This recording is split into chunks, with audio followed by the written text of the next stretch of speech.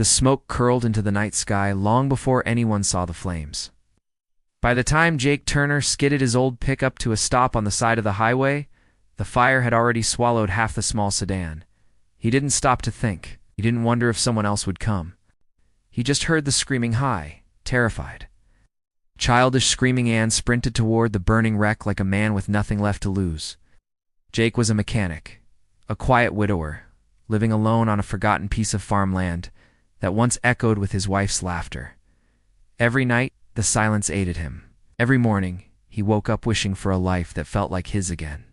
He had no idea the world was about to answer him. Heat blasted his face as he fought the twisted metal of the car door. A woman lay motionless in the front seat, but the screams weren't hers. They were coming from the back. Two little girls, twins, barely 5, were trapped behind a jammed door, their small hands slapping against the glass. Jake grabbed a wrench from his tool belt and slammed it against the door until the frame loosened. Flames clawed closer, licking the edge of the back seat as he reached in, hooking one girl under his arm, then the other, or ran, coughing, stumbling, collapsing on the grass just as the car exploded behind them. The girls cried into his shirt, shaking but alive. When the fire trucks arrived, they found Jake shielding them, half-conscious, refusing to let go until he whispered, "They're safe." Right. He passed out before he heard the answer. When Jake woke up in the hospital, one of the girls was holding a stuffed rabbit on the chair beside him. The other stood at the foot of his bed. Their aunt explained that the girls, Lily and Hope, refused to leave until they saw their hero wake up. Jake didn't feel like a hero. He felt broken and exhausted. But when the twins hugged him, something warm cracked open in his chest, something he thought was gone forever. He returned to his farm the next day, convinced the world would move on.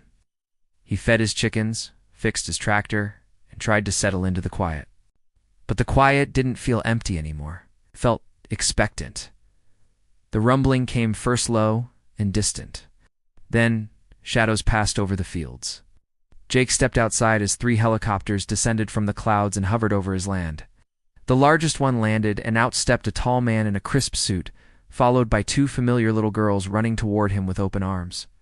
Lily and Hope tackled him with so much force, he nearly fell. He found him. Lily shouted. Hope held out the stuffed rabbit, "So you won't be lonely." Their aunt hurried forward, followed by the suited man James Carter, a billionaire philanthropist. He explained that the twins' mother had once been a nurse he loved like family. When he learned a stranger's courage saved them, he vowed to meet the man himself. Jake couldn't understand. "A phone call would have been enough," he muttered. James shook his head. "Not for what I came to do." Inside Jake's worn-out barn, the billionaire looked around. "You saved the daughters of someone who meant the world to me. I know you didn't do it for praise. I want to offer you a chance." He stepped aside, revealing 2 architects. "Let me rebuild your workshop full equipment, modern tools. You can run your business without struggling. And I'd like to financially support the twins' visits to your farm. They haven't stopped talking about you.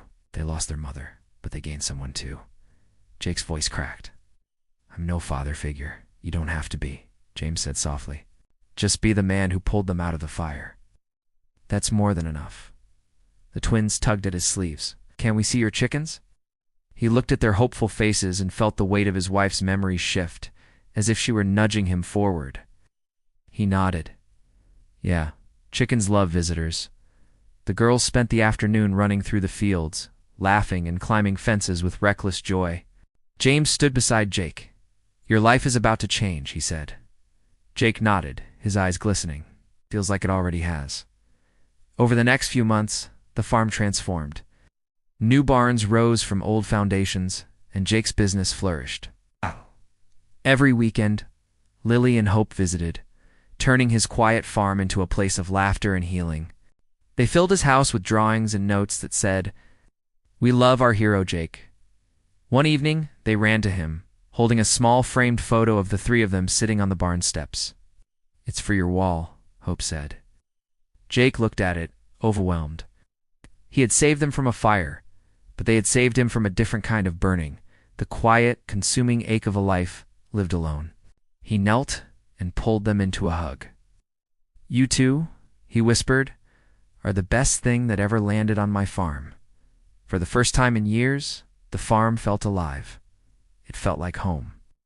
He realized something beautiful. Sometimes the biggest miracles begin with the loudest tragedies. Sometimes the life you think is over is just waiting for the right reason to begin again.